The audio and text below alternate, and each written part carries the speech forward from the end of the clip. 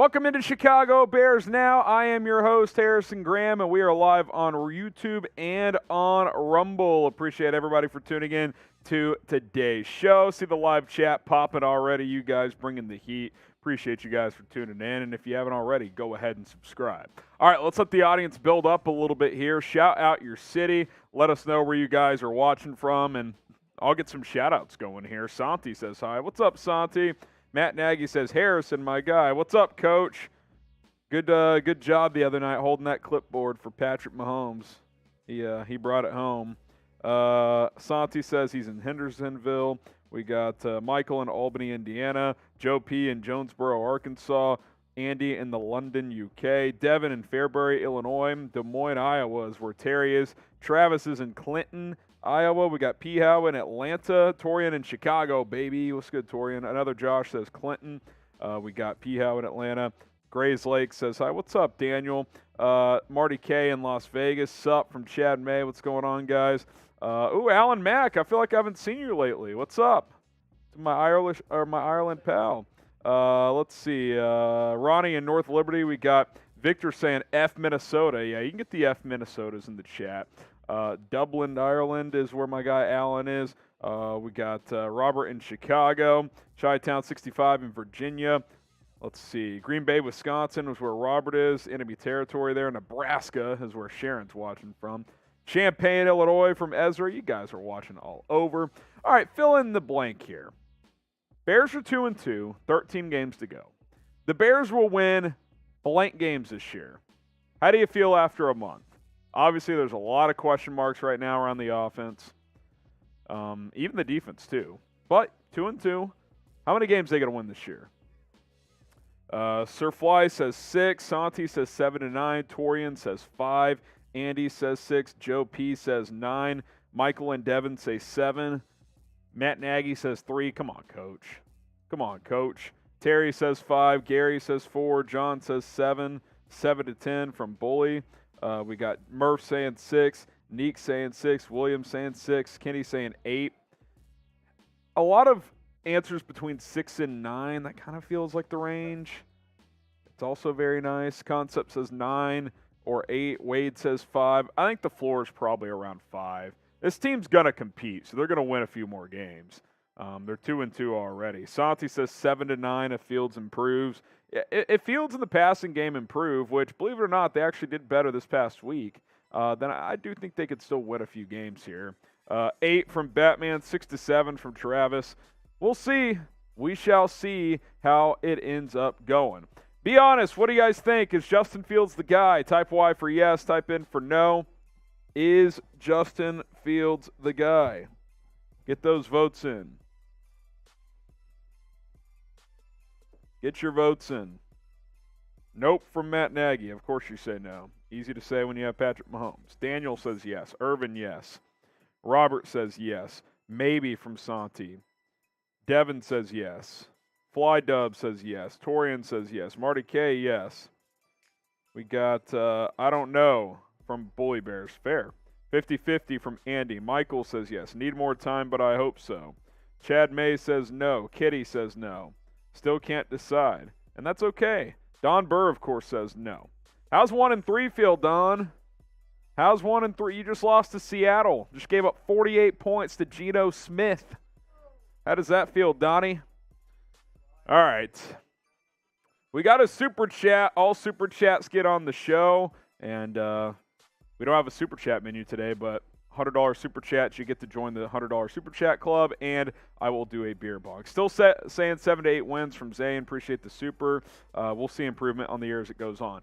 I could see that. We saw that from the Eagles last year, and that's the analogy I made a lot coming into the season. Could this team be like Philly? They started 2-5. They ended up going 9-8 and making the playoffs. Jalen Hurts got better throughout the season. Could something similar happen here? Maybe. Now, a big difference there is the Eagles' offensive line, even last year, much better than what the Bears is this year. So you've got that difference. But I do think some improvement could and should happen throughout the season for the offense. Don Burr says, Detroit versus everybody, Chicago sucks. Still a better record than you, Donnie.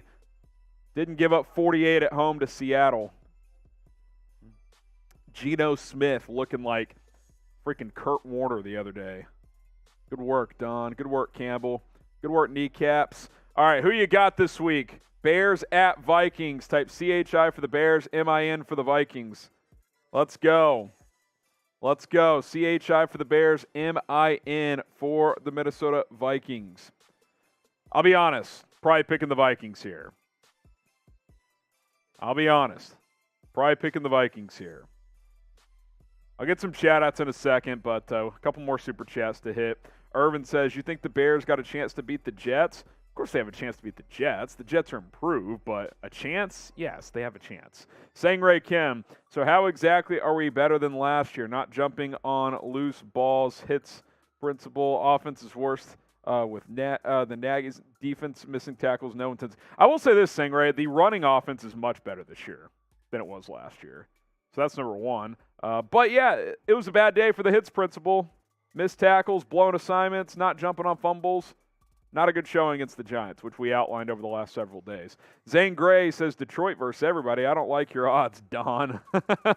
Yeah, not a lot of success, is there? All right, a few shout-outs here. Russell says Minnesota. Efran says Minnesota. Chicago from Derry.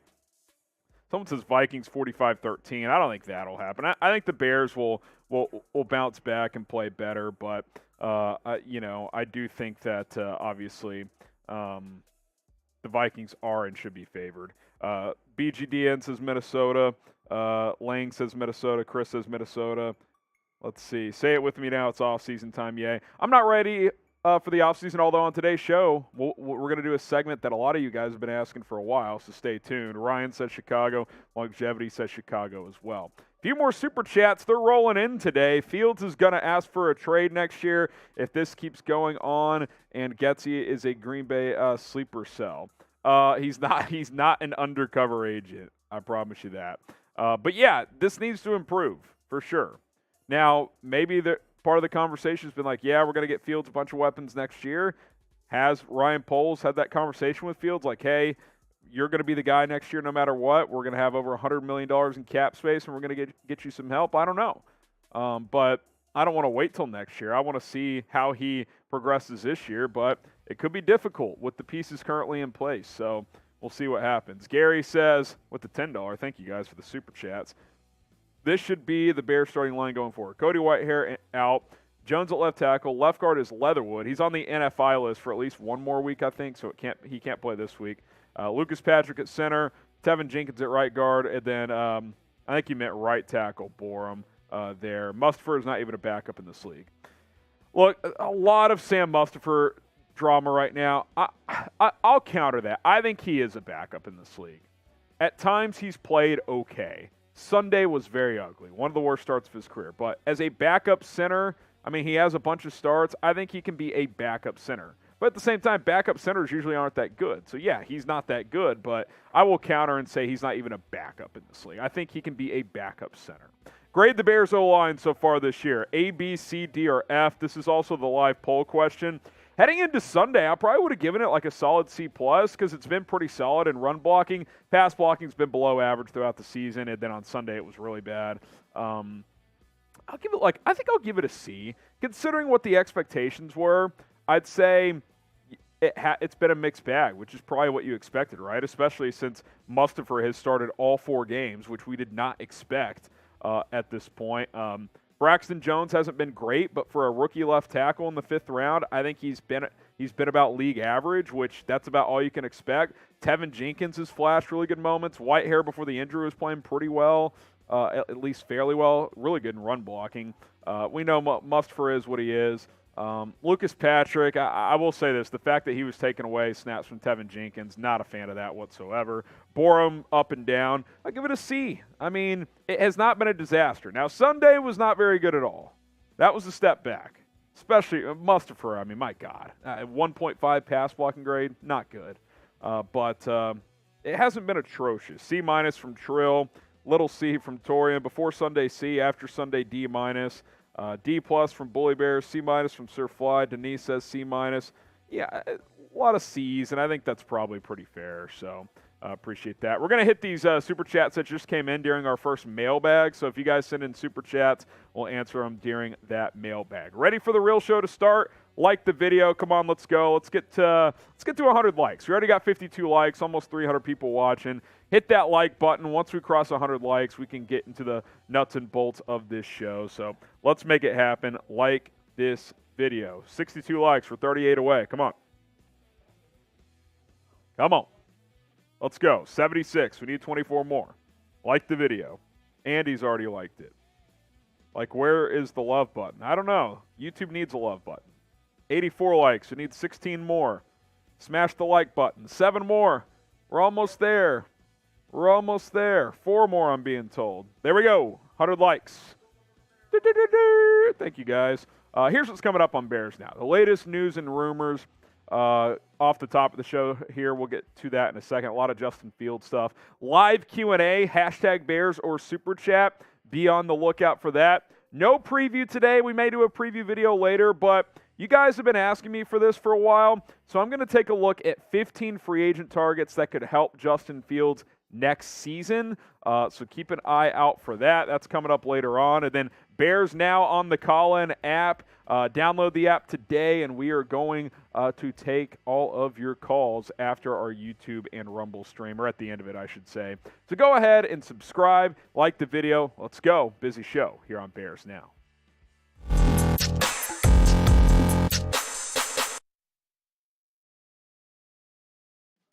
You're watching Chicago Bears Now. I am your host, Harrison Graham. Appreciate you guys for clicking on this video. We're going to get you caught up on the latest Bears news and rumors when it comes to the Chicago Bears. A lot of Justin Fields stuff today, and that is where we are going to start.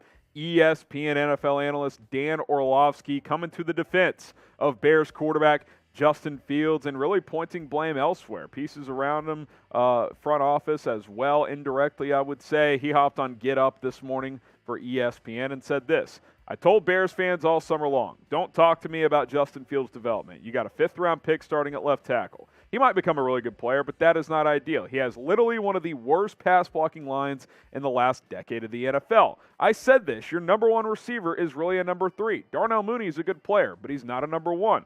His number 2 receiver is really like a 5. His starting tight end, Cole Kmet, what? So talk to me about how we can evaluate Justin Fields. It's one of the dumbest questions in football. And look, I'll be honest. Couple of thoughts on this. This offseason, when the national media, including Dan Orlovsky, said stuff like, this is going to be the worst offense in football. They're not going to be able to do anything. Justin Fields is screwed. I counter that with, yeah, the talent isn't great around him, but I think they'll be able to scheme things up better. That hasn't really happened. The coaching has let me down a little bit offensively. So here's kind of my take. Fields is not playing well. He's not. Although I think he played a little better against the Giants. But he is not getting adequate help from players or coaches. Seriously. Getsy has not impressed me as much as I thought he would. I thought this offense would scheme guys open more. Now, there's certainly been some plays where Fields either hasn't pulled the trigger or he's not seeing it, XYZ. We broke that down a little bit in our film study last week, and we might do another film study this week. But it's not happening consistently enough, and guys aren't making plays for him. Dante Pettis dropping a ball down the left sideline. Trevin Wesco on a scramble drill drops a little flip pass to him. Those plays have to be made, and they're not being made. And to Orlovsky's point, outside of Darnell Mooney, who's not a number 1, I would say he's a number 2, not a number 3. But the point is, you don't have these elite playmakers right now, and the offensive line, especially in Week 4, but at times throughout, has just not been good enough, especially in pass protection. So who deserves the most blame for where the Bears are right now offensively, especially in the passing game? Type JF for the quarterback, Justin Fields. Type PC for players and coaches, players around him, offensive line, receivers, running backs if you want to throw them in there, although I think the backs have been fine, except for Khalil Herbert and Pass Pro leaves a lot to be desired. Or type RP for Ryan Poles in the front office, not doing enough around him. Now, what I'll say about Ryan Poles is I think he's playing the long game by taking on some dead cap money, resetting the books that Ryan Pace led, which leaves this team with over $100 million next offseason to move pieces around him. But he could have made some minor moves like sign a DJ Chark or do something like that. He did not do so. So who deserves the most blame for the failures of the offense right now? JF, PC, RP, let me know down in the comments. Brad Spielberger, I thought, made a couple of good points when it comes to field struggles right now, and I thought I would point those out to you. He said, has Justin Fields struggled? Yes, that's the point I just made. Does he have quite comfortably the toughest situation in the NFL? Also, yes. Don't believe me? Look at this little line graph. Is this a line graphic? I don't know what the different terminology was. One, the vertical axis on the far side there, pointing across, all the way across. My hand gets cut off. You see where I circled Fields' name in red, bottom left? That's the worst place to be because the vertical graphic is ability for receivers to get open and create separation. Bears have the worst at that in the league. What does that mean? Receivers aren't getting open. The bottom graph, the horizontal line there is how often a quarterback's getting pressured. Fields is getting pressured the most. So you add that up, and it's not good. Not getting separation, constant pressure on you, it equals bad results.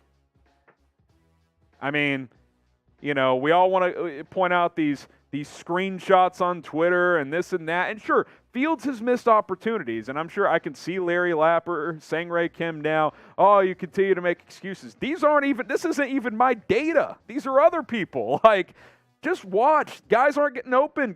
Pettis is dropping the ball. I'm going to do an all-22 film study, but there's not a lot of plays to be there. And the few plays that there are there, Fields has been pressured so much throughout the game, his natural instincts right now are to take off and run. And can you blame him? I mean, those are the most effective plays right now, him running for yards. So it's not good right now. He's not playing well. He's not reacting quick enough. Receivers aren't getting open consistently enough, and the pass protection is not holding up. You add it all up, and it's not good. Then you look at this data. This is This is Pro Football Focus's pass blocking grade on true passing sets, so non-play action, non-screen plays. This is just Fields dropping back, whether in the shotgun or under center, no play action, no misdirection, none of that stuff. Bears, 27.3 pass blocking grade. Easily the worst. Eagles up there at 75.1. So when I make that Eagles analogy, it's kind of hard when Jalen Hurts is playing behind the best line in football and the Bears have the worst pass blocking line. I've given the line credit. They've played better than I thought they would overall. Pretty solid in run blocking. But pass blocking, PFF's not the end-all be-all, but the numbers, I mean, they're pretty telling, are they not? So here's what I think Luke Getsy needs to do. They need to employ a more quick passing game. Now, I will give Getsy credit. At times, especially early in the past couple games, he's tried to do a couple of quick passes, and balls are getting batted down at the line. But that doesn't mean you just abandon it after a couple tries. Get the slants going. Get the more wide receiver screens going. You know, I hate to say it, some curl routes on the outside. I don't want to do it every play like Matt Nagy used to, but quick balls, get the ball out because the line's not setting or protecting long enough. We know Fields likes the big game hunt downfield, but he needs to get that through his head too. Like, hey, take the underneath stuff, and then hopefully that'll open up the deep ball like the Darnell Mooney last week. I think that's how you're going to have to attack things for now because you're not getting consistent enough protection. The numbers show that at this point in the season. Hopefully it improves, but right now, don't feel great about where things are around Justin Fields or even with Justin Fields. None of it is working well enough at this point in time. Follow us on the Call-In app. We're going to be live after our Tuesday stream here. So if you're watching live right now, I'm chopping things up on Call-In. If you're watching this on demand later tonight or on Wednesday, you can go check out the episode on Call-In. Audio social podcasting app, your chance to call into the show and talk to me. We have post-game shows over there as well. Instant reaction from me, and then I take your calls. Subscribe right now, chatsports.com/BearsCallin, and also download the app on iOS or Android. Right here, Android.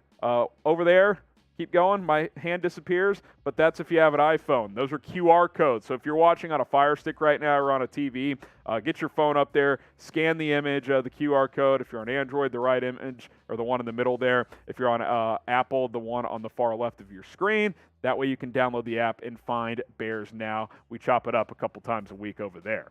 Let's talk Cody Whitehair. Matt Eberflus confirming on Monday that he will miss some time.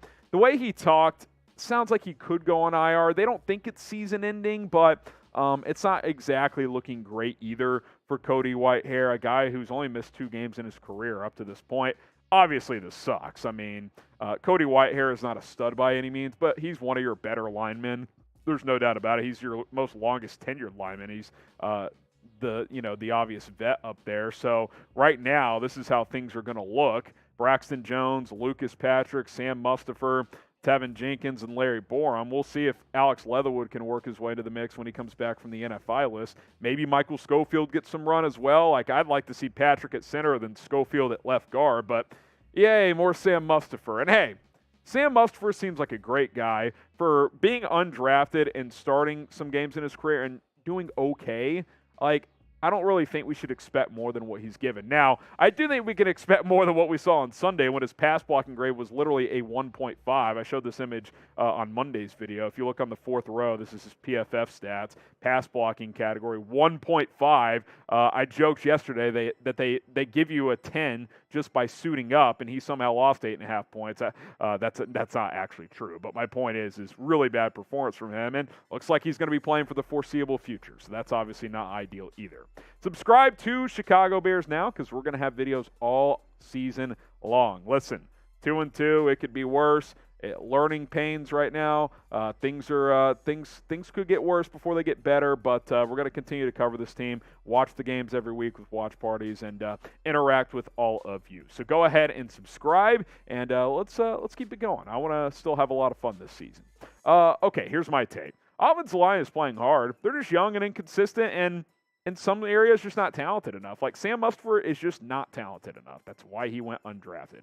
You're playing a fifth-round rookie at left tackle in Braxton Jones. I think he has a chance to be a good player, but, you know, he's going to get beat sometimes, right? Tevin Jenkins is actually playing pretty well, but he's going to get beat sometime. Borum, same deal. Fifth-round guy at right tackle. Like, you lack elite talent. You're young. You're inexperienced. I think they're playing hard, but it's going to take time if they're going to continue to stick with this young group for the rest of the season. Now, some potential free agent offensive linemen, if you want to help replace Cody Whitehair, Eric Flowers, still out there, 28 years old. At times has been a pretty good guard in this league. Laurent Duvernay-Tardif still available at offensive guard. Darrell Williams has played guard and tackle in his career. I'm surprised he remains out there. Trey Hopkins has played guard and center in his career.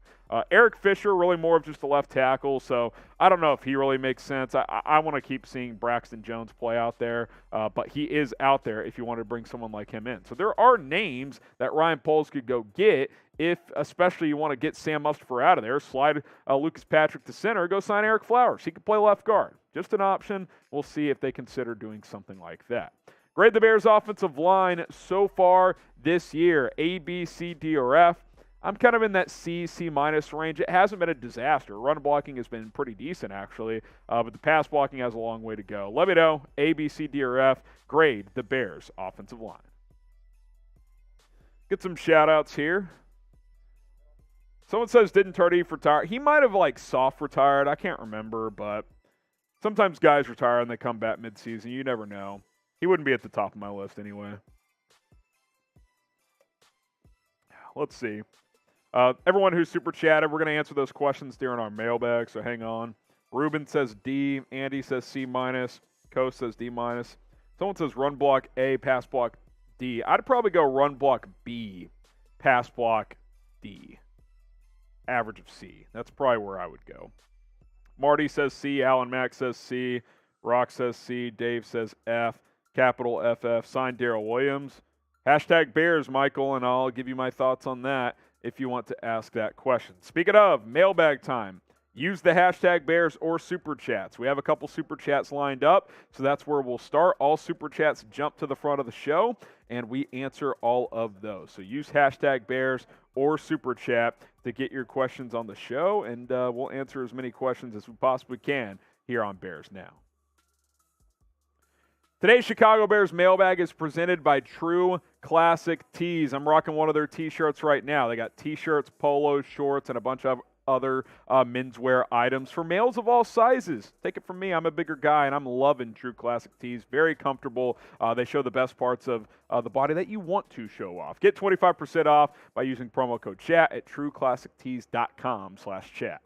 All right, Larry Lapper, in a redraft, which QBs are you taking over Fields? Up to this point, I mean, obviously Trevor Lawrence. He was my top guy going in, and that still is true.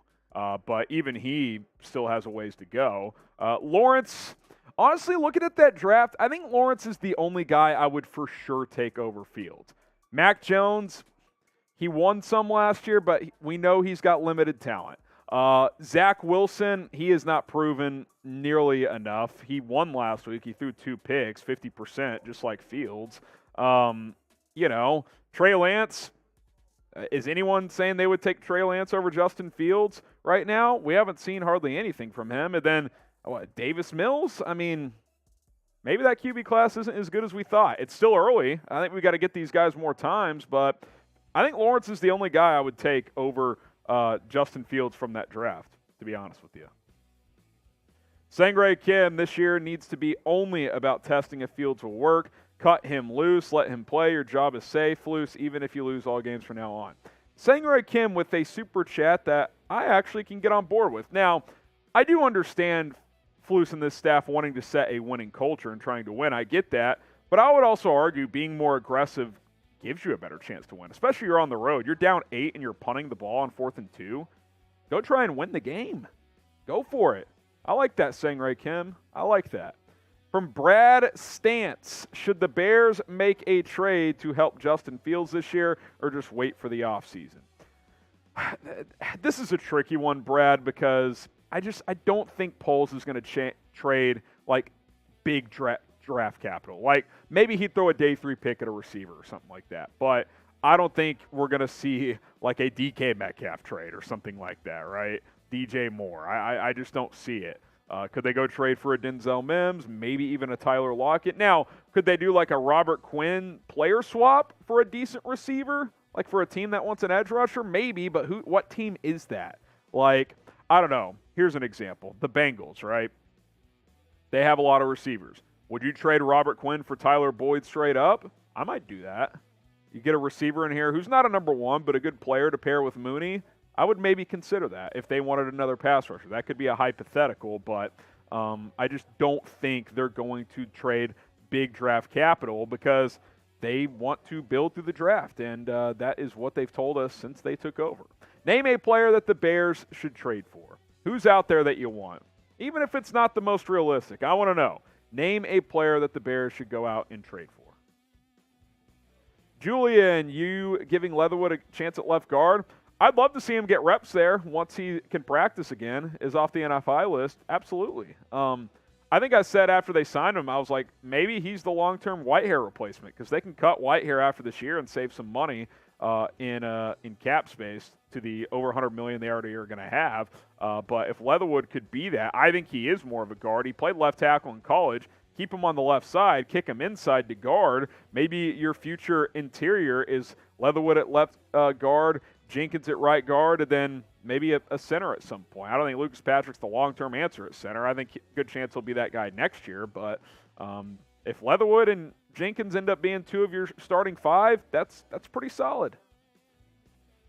Terry Baird, where do you think the Bears were target and the offseason? In the offseason, and what do you think the Bears will focus on in the draft? I mean, I think it's got to be around the offense, right? Certainly defense is still going to have some question marks. Defensive tackle, linebacker, what's going to happen with Roquan? You could certainly use an edge. There's needs all over this roster, but I think the focus has to be around the quarterback or potentially quarterback. I hope not. I hope the next 13 games we see enough from Fields where they choose to build around him next year to give him a chance. And then if he fails next year, you go get someone the year after. But that is what my approach would be. Wide receiver, offensive line. Those are the 2 areas I'm looking at. True Classic tees are always going to keep you comfortable 12 months out of the year, even if Justin Fields isn't comfortable in the pocket. True Classic tees always going to be nice and comfy when you throw on these T-shirts or those nice polos right there as well. I've been rocking both. What's cool about True Classic is if you buy in bulk, you really get good bang for your buck. You can get this 9-pack of T-shirts for less than $14 per tee, 9-pack of polos for less than $13 per polo. They've got a athletic line as well. You got the shorts, the jeans, all kinds of stuff with True Classic. Their promise to you is males of all sizes, you're going to be showing off the best parts of the body. Whether you got a 6-pack like me, kidding, no 6-pack, a beer gut like me, you're going to be looking good. Like, hey, it doesn't look like I'm as overweight as I actually am when I'm rocking True Classic. TrueClassicTees.com/chat. Promo code chat gets you 25% off. I'm a big fan of these guys. You should be too. Link in the comments and in the description. Welke is next up here. Poles isn't making big moves. Look at what he has done already. 0 splashes so far. So far, everything he has done is play it safe. I think I don't think we can really judge Ryan Poles Welke until next offseason comes and goes, because the way he handled it this year is Ryan Pace had a bunch of bad contracts, so he took on some dead cap and set himself up for 2023 and beyond. Now, if he plays it close to the vest next year, doesn't spend much, and just doesn't go out and get some pieces, I might feel differently. But I think right now we have to give it through next offseason with Poles, because he was somewhat handicapped on what he could do. Now, were there things he could do? Absolutely. He could have signed a guy like DJ Chark, which Detroit went out and got. Not that he's great, but he could have gone out and gotten him. He could have tried to bring in a Julio Jones on a 1-year deal. There were guys out there that they could target.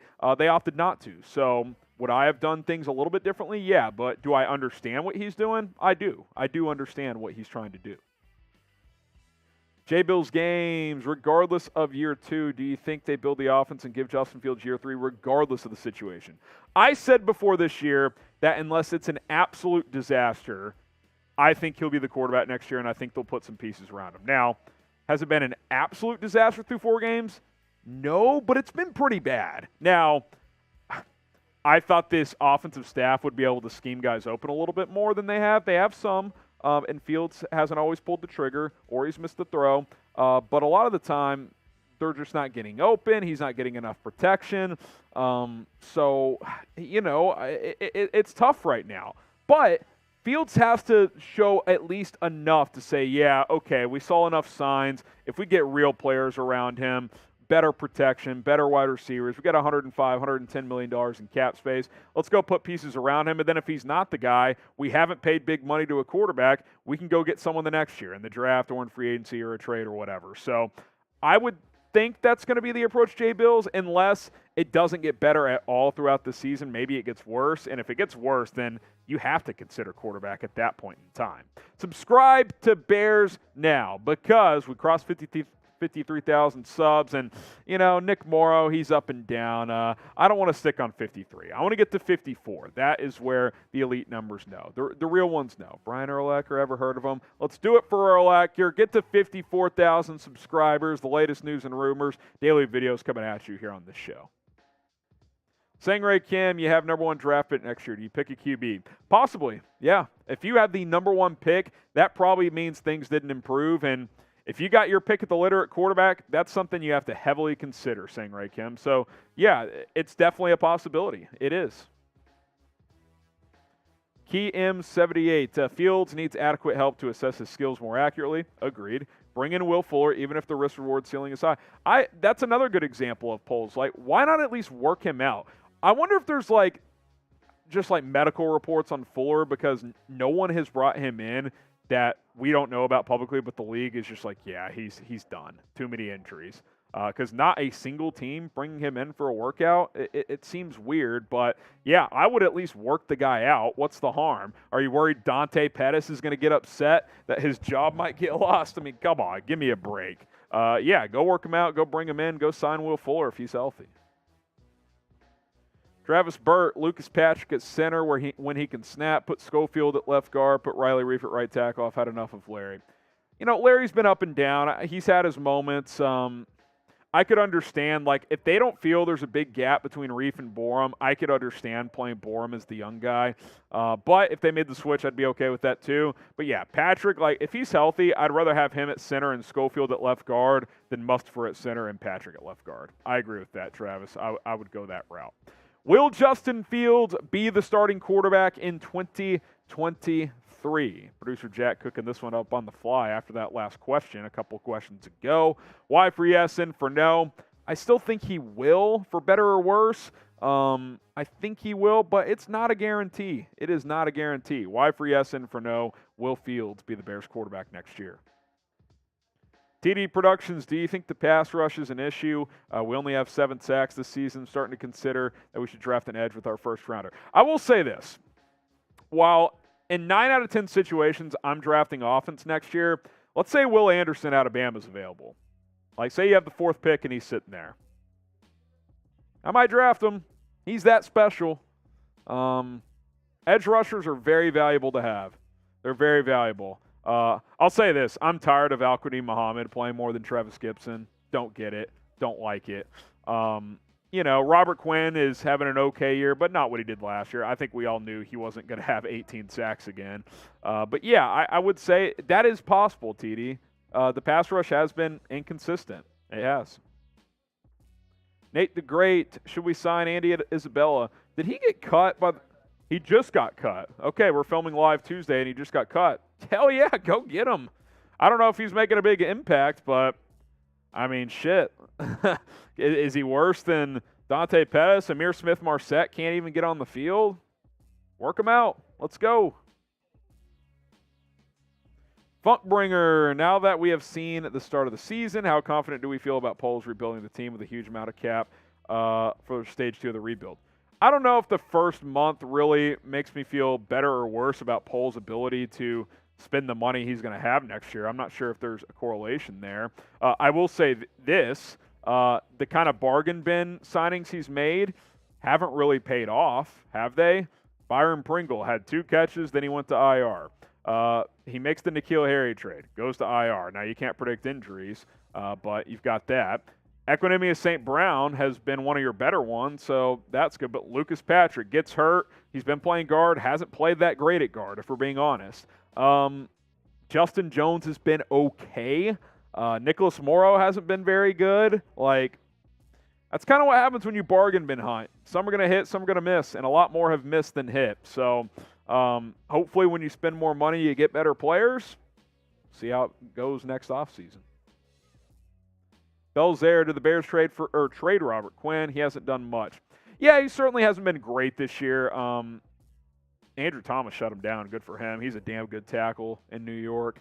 I could see them trading Quinn, though. I don't know. You got, 4 games? I think the Bears have 4 games. After the Cowboys game, which is Week 8, is the trade deadline. Let's say you're 2-2 right now, 4 more games. Let's say you're 3-5. 3-5, right? I could see, if you're at 3-5 or worse, I could see you trading Quinn. Maybe even 4-4. If a team will throw you a third for him, got to consider it if you don't think you're making the playoffs this year, which obviously there's a good chance you're not.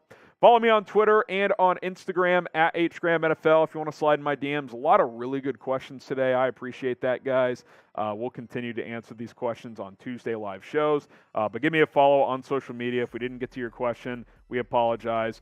We will answer as many as we can over there. And if you guys send in any more super chats, we'll certainly answer those on the show. Otherwise, DM them to me. Will Justin Fields be the starter in 2023? Y for yes and for no. Midway says Morrow played okay. Yeah, he's been okay. He also had an egregious missed tackle on Saquon Barkley. Absolutely brutal.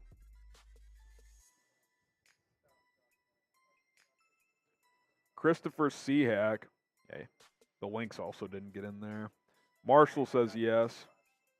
Okay. Michael, yes. AGM, yes. Someone says I have too many subscribers. I'd like to think you can never have too many. No such thing. Torian says yes. The Gabe says yes. King says yes. Walter says yes. Sorry for eating your burger says, who idea was it to hire Green Bay's OC anyway? Well, Flus made that hire. He hired his staff. So, look, I think they wanted to get that Shanahan-style offense where it's that outside zone and play action off of it offense, which I do still think stylistically can fit Fields' strengths, but I don't think there's enough of the short passing game right now with the offensive line struggling a bit, the receiver struggling a bit. So, but yeah, Flus made the hire, so there you go. Don't miss out. We're going to go live on Call-In after this segment. Link is down below. Let's show the photo again as well. You guys can download the app on your phone, iOS or Android. If you're watching on a Fire Stick or on a TV somehow right now, there are the QR codes. The one on the far left is for iOS. For your Apple phone, the one next to me is if you have a Google phone, Google App Store. That is the way to download the Call-In app. It's like Twitter Spaces, your chance to call into the show and ask me your questions, give me your thoughts, chop up some Bears football, get going with Call-In today. Right now, as we're going to go live over there here in about 15 minutes or so. So looking forward to that. Okay, next segment coming up, 2023 free agent targets to help Justin Fields. We'll break them down here on Bears Now. Now, before we get into today's video, I want to ask you this question first, because your answer to this question makes today's video topic very, very important. Do you want Justin Fields to be the quarterback in 2023? If you do, type Y for yes. If you don't, type in for no, because coming up on today's show, 15 offensive free agents the Bears could sign next offseason to help the quarterback in 2023. So do you want this same quarterback? Y for yes, N for no. Let's jump into today's show. You're watching Bears Now by Chat Sports. I am Harrison Graham, and today's show is presented by True Classic Tees. Get 25% off with promo code CHAT when you go to trueclassictees.com/chat. Very comfortable t-shirts. I'm rocking one here. Polos, shorts, tons of menswear for males of all sizes. Look good, play good, feel good with True Classic Tees. All right, 2023 free agency. You guys have been asking me this for a couple of months, and I'm finally doing this segment. Will the Bears spend a lot of money next year, and who could they go out and get? Well, Ryan Poles, you got over $100 million to play with, roughly $107 million in projected cap. That, of course, could be altered depending on if they cut, trade some players, etc. But you're at least going to have over $100 million to work with, unless they sign Roquan to a contract extension or whatever the case may be. But the point is, they have more money than any other team in the National Football League, and let's be honest, the offense in particular needs work. Now, the defense has some holes as well. I think they're going to spend some money on that side. But if you're going to commit to Justin Fields for another year, you need to improve the offense. So that is going to be the focus on today's show. 15 free agents that the Bears could go out and sign in NFL free agency 2023 to help out the quarterback, Justin Fields. So that's what's coming up. Some players that we will keep an eye on that Chicago could go out and because I always get questions, who could they sign next year? Who could they sign next year? Well, did a deep analysis for who is available on the free agent market for 2023. We're going to jump into that in just a second. But first, if the Bears make a move this year, signing, trade, cut a player. Whenever they make moves, we make a video. Link is below, youtube.com/BearsNow. Subscribe to the channel. We'll have you guys covered with the latest Chicago Bears news and rumors. So go ahead and subscribe today. All right, we're going to start with receivers. Broke these down into 3 positions: receivers, offensive linemen, and tight ends, 5 of each.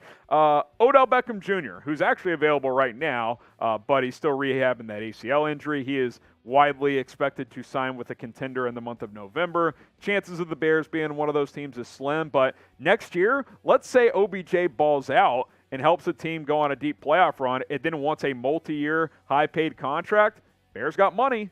If OBJ shows he can stay healthy and play at a high level, the Bears could offer more money than just about anybody for Odell Beckham. He's a sleeper. Keep an eye on him for 2023 free agency. How about Juju Smith-Schuster? Listen, Juju has started this year pretty well with Kansas City. He's had big years in the past with the Pittsburgh Steelers and is a capable player. Is he a number 1? I don't think so. I think he's more of a number 2, but say you have him, Darnell Mooney, and you draft another receiver. Maybe you got a 3-headed monster there, Cincinnati style, with what they have in Jamar Chase, Tyler Boyd, and T. Higgins. Juju is capable of being one of those type of guys. I got him as another free agent wide receiver target. Allen Lazard. Couple reasons. 1, he knows the system. 2, you're poaching him from your rival Green Bay. And 3, he's a pretty good player. Great blocker. One of the best blocking receivers in the NFL. We know this team's going to continue to want to run the football. And he's gotten a little bit better each and every year. Aaron Rodgers trusts him as a player. I know we hate that fraud up there, but if Rodgers trusts you as a player, then that says a lot. Allen Lazard, a free agent next year, could be looking to cash in, and Green Bay may not pay up.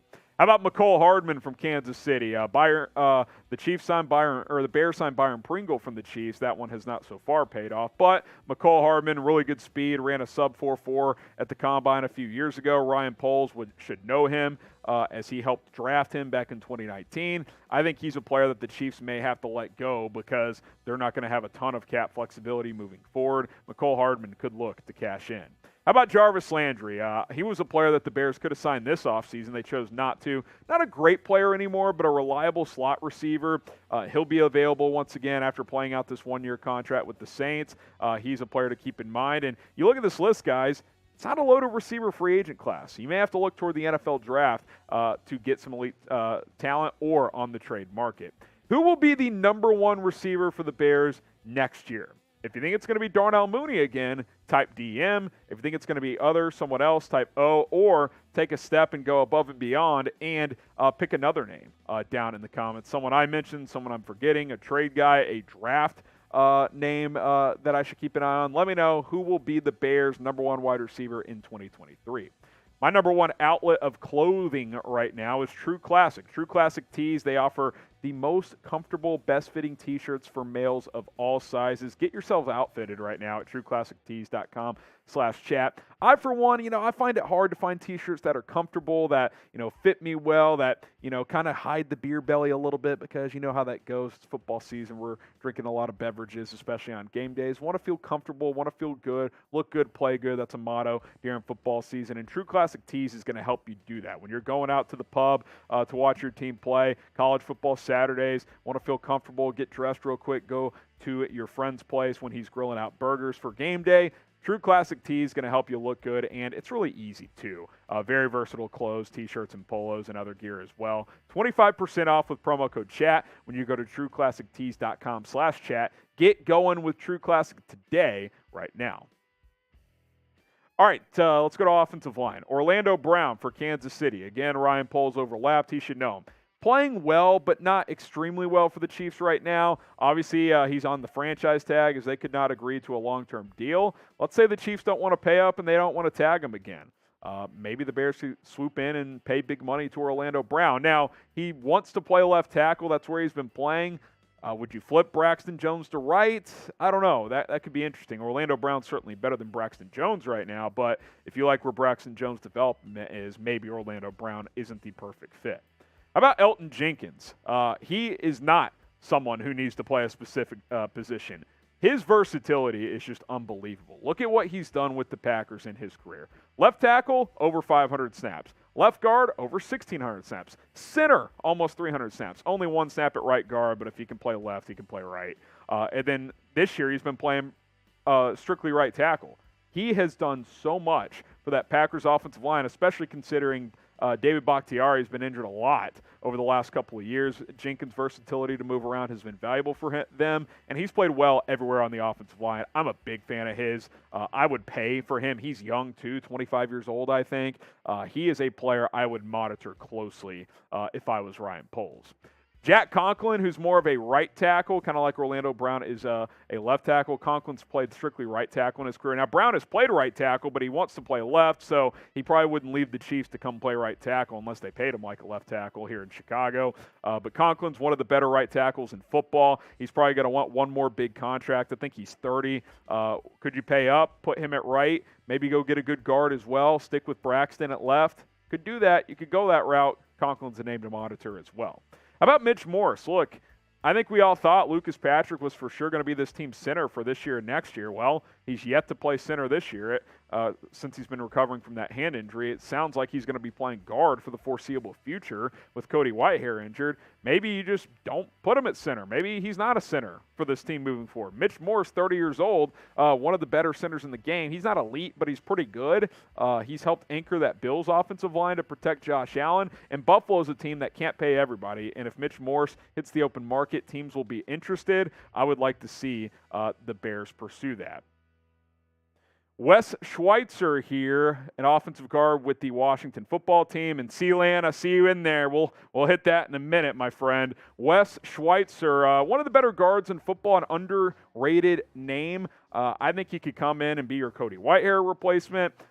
If you're not sold on Tevin Jenkins, he could come in and play right guard as well. An under-the-radar name to monitor for Chicago. What is the biggest issue right now with the Bears? Type WR for wide receiver, type OL for offensive line. We just covered both of those positions. If you had to pick one, like one area you'd rather address, WR for receiver or OL for offensive line. Let's look at some tight ends, shall we?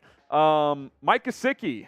He's more of a slot receiver, but he'd be a good weapon for Justin Fields. Great red zone guy, runs good routes, can catch the football well. I like Gesicki. He's kind of a tier 2 tight end. He's not as good as, Travis Kelce, George Kittle, Darren Waller, but he's in that second tier. He's pretty solid, man, and he runs really good routes. Dalton Schultz, kind of reliable for Dallas. He's not super dynamic. He's not going to run 40-yard routes downfield, but he's a great safety valve for Dak Prescott and now Cooper Rush. And he's a pretty good blocker for the Cowboys. Certainly, he could do some of those things. He's just, you know what he is? He's what we want Cole Kmet to be. He's gotten there. Kmet has not. Dalton Schultz is gotten to where we want Cole Kmet to be. Hayden Hurst is next up here on our tight ends list. He got signed by Cincinnati last offseason to replace, forgetting the guy. He went to go sign with the Jets. But he's always been pretty solid. He's not great. Pretty good receiving tight end, though. Good red zone guy. Could be an option as well. Are you a Cole Kmet believer? He's got one more year left on his deal. He's been pretty underwhelming so far this year. I thought a breakout year was coming. Hasn't come yet. Type B for believe. Type D for don't. Are you a Cole Kmet believer? Let us know in the comments. How about Austin Hooper, who's kind of fallen off in recent years? Got that contract with Atlanta, didn't really work out. Or no, with Cleveland, didn't really work out. Now he's with Tennessee. He's been kind of underwhelming, but he's supposed to be a good receiving option. He'd be kind of a lesser name at this point, but someone I wanted to include. And then Robert Tonyan, two things. One, he's a Packer. You could poach him. Two, good red zone guy. Had double-digit touchdowns a couple of years ago. He's had some injuries since then, but a solid big body guy that you can just throw the ball up to, which is valuable to have in the red zone. You don't really have that big red zone target right now. Again, we're waiting for Cole Kmet, but I'm not exactly holding my breath at this point in time. So there you go, 15 free agents that the Bears could go sign in 2023. Who is your top target for 2023 in NFL free agency? Let me know in the comments, and we'll keep an eye on that market moving forward. Some of these guys could get extended. Who knows? Subscribe to the channel. When the Bears make a move, we have you covered here on this show. YouTube.com/BearsNow. All you got to do is subscribe. Sealand with the $100 super chat, which means I got to do a beer bong. So Jack, get on the horn. I need the Merbonga and a beer. HG for team president, point blank, or we will never stand a chance. Well, Sealand, I missed you Sunday. I don't know if you were at the game or whatever, but we missed you Sunday. Hopefully you'll be with us this week. You're a legend. You now have 21 $100 super chats, so mental note there, Jack. Sealand, we're tallying him up. 21, he is in first place. I haven't seen Joel O'Connell recently. He's got 17, but yeah, Sealand, let's go. I'm not going to be team president. I don't think they're going to hire me for that, but hey, just some names to monitor on the free agent market. Appreciate it, Sealand. Before we go live on Callin, I will do that that beer bong. Someone says that's 2 beer bongs. No, it's not. It's 1. Got a $100 super chat. It's 1. Who says, why is it 2, Andre Skinner? That's a gallon of gas. I don't know where you're living. T. Higgins, he's not a free agent next year. He's got 1 more year, I think. Yeah, 1 more year on his deal. All them dudes are bums. Called Ditka up. What does calling Mike Ditka have to do with the free agent market? All right, here we go. Foamy Matt. Foamy Matt. Oh, it's a cold beer too. No warm beers. Okay. Thank you, Foamy Matt. Sealand, bringing the heat. We're going to go live on Callin shortly. You want to throw that stuff up?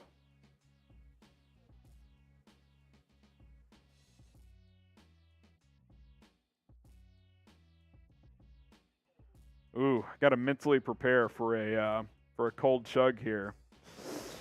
But that's what we sign up for. That's our promise. Sealand. Here we go. Type Sealand in the chat. Type chug in the chat. Let's get it.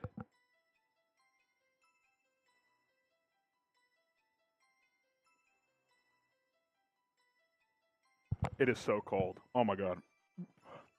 I should have given it a sec. It's what we signed up for.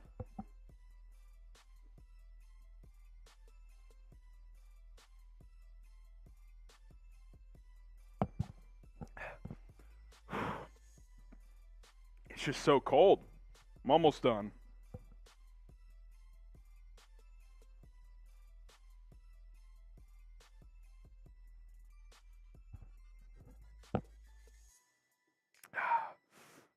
That one wasn't easy. Mini brain freeze. Oh, goodness. That was a tough one. All right. Going live on call. Here we go. If you want to call into the show and talk to me directly, this is your chance. Going to get started here. We are live on the call-in app. I'll get the updated link in the live chat for you guys. And I'll pin it in the chat as well. So here we go. If you want to ask me your questions, call into the show, then we got you covered. Live on the call-in app right now. Looks like he's sipping out of a big teacup. It kind of does look like that, doesn't it? Hop into the call-in app.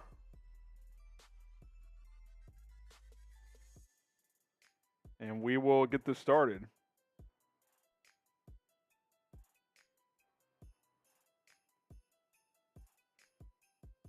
All right, tweet is out. We're going to get started shortly.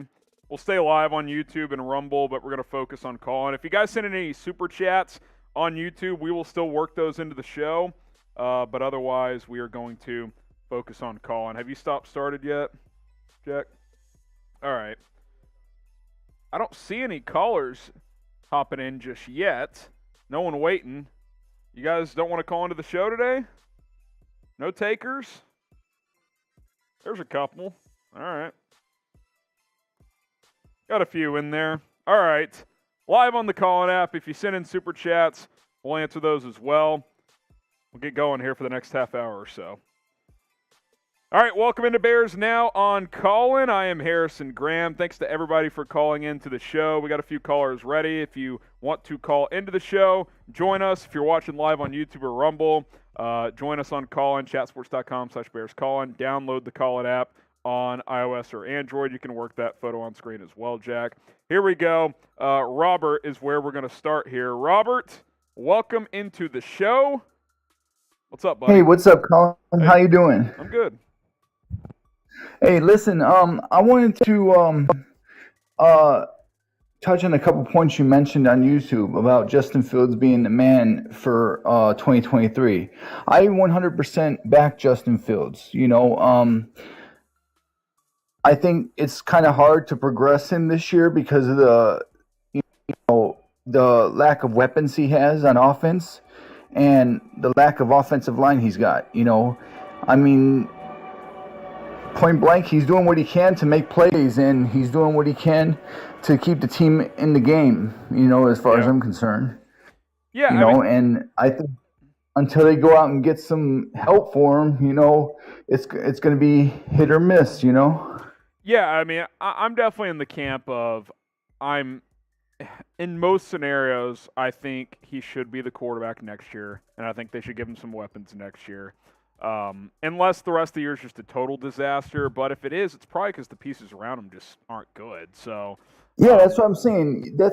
If he has a disaster year, it's not all on him. It's because of the pieces around him. It's because he had no offensive weapons. He's got to take some blame. But yes, I mean, I'd say maybe 30-40% of the blame as far as that goes, but then the rest can go on the offensive line, the pieces around him, the coaching staff, you know, things like that. I think that's been the most disappointing part to me is I didn't expect a guy like Equinemius St. Brown to magically just be like a number one receiver or something like that. But yeah, I didn't either. I thought Mooney would have a breakout year. I thought the coaching would be able to scheme things up a little better. Now, Fields has missed some opportunities, but you know, I just thought the scheme would open things up a little more. We saw that in the final preseason game. I know it's preseason, but I just thought this would be such a QB-friendly situation where, we don't have elite players, but the scheme gets them open often enough, and, you know, this quarterback can make plays, and it just hasn't happened. Yeah, the thing is, they've been playing conservative this whole season. Yeah, that's got to change. And they haven't been opening up. Yeah. They haven't been playing the 4th and 2. Go for it. Don't be afraid to go for it on 4th and 2. Give it to Ebner or what's his name? I forgot his name. The other running back. Herbert. Give it to Herbert or Ebner and let him run it. Yeah, even if not, open it up. Or run a bootleg, throw the ball. Go for it. Is the point? Yeah, exactly. Run a bootleg to if you run the ball, on 3rd and 2, you should go for it on 4th and 2. Period. Right, and then have Komet come up in the slot on a bootleg or something. Mooney, somebody. Open it up. I'm just quit with this conservative play calling. Open it up. Let Justin Fields do what he can do. Let him show what he can do. I'm with you. All right, we got to go to the next caller, Robert, but appreciate you calling in as always. All right, thanks, man. All right, here's Corey. Corey, next on the line. Talk to me, Corey.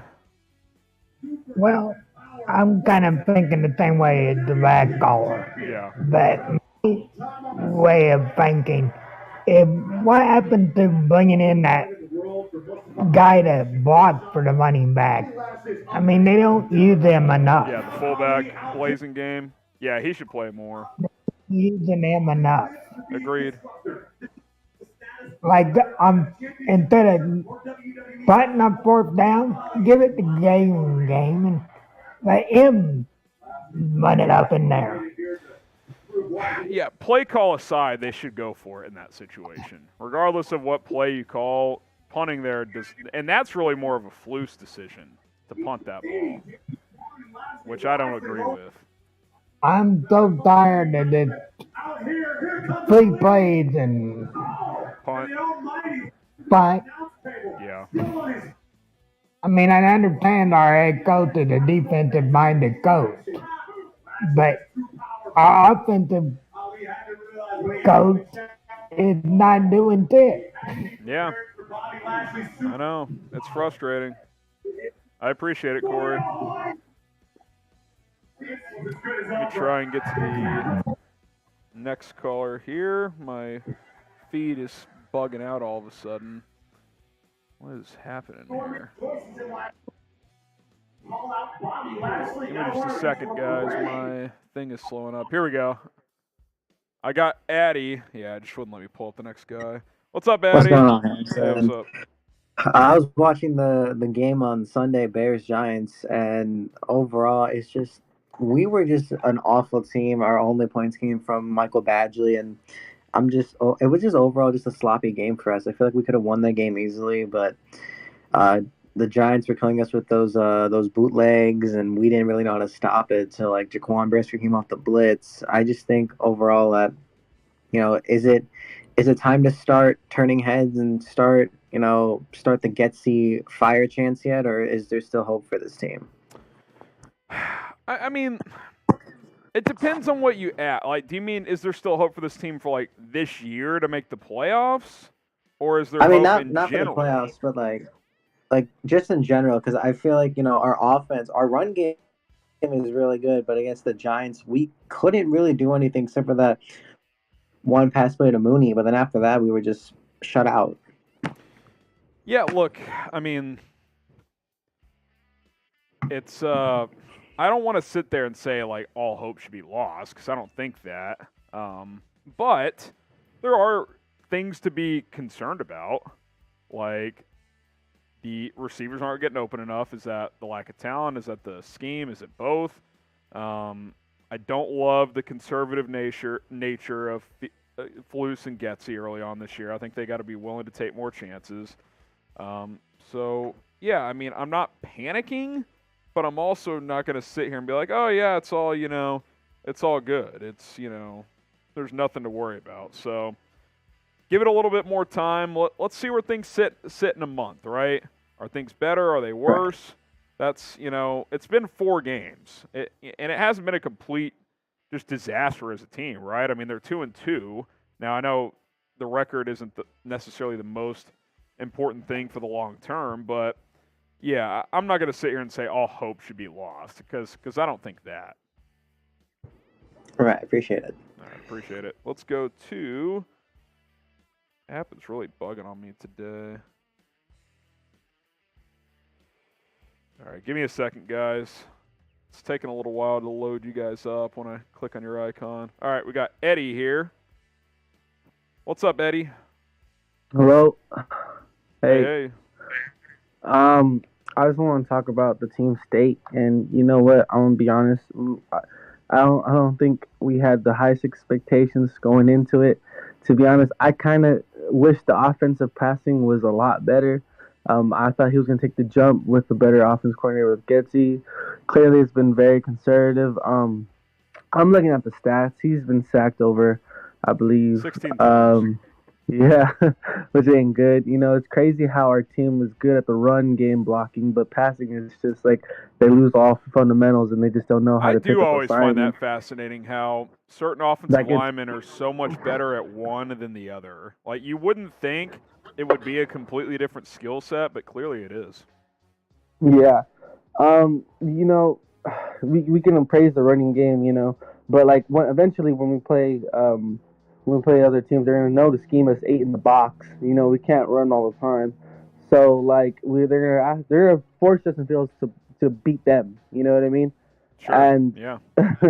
and it's hard when you're throwing to these receivers who, you know, we only have like 4 active receivers on the roster right now. You know, and it's frustrating. And I don't know. I just think this is the way the wins, like the losses, you know, I think it was kind of expected to be 2-2 to start the season. Yeah, they're probably about I where didn't they should expect be. it.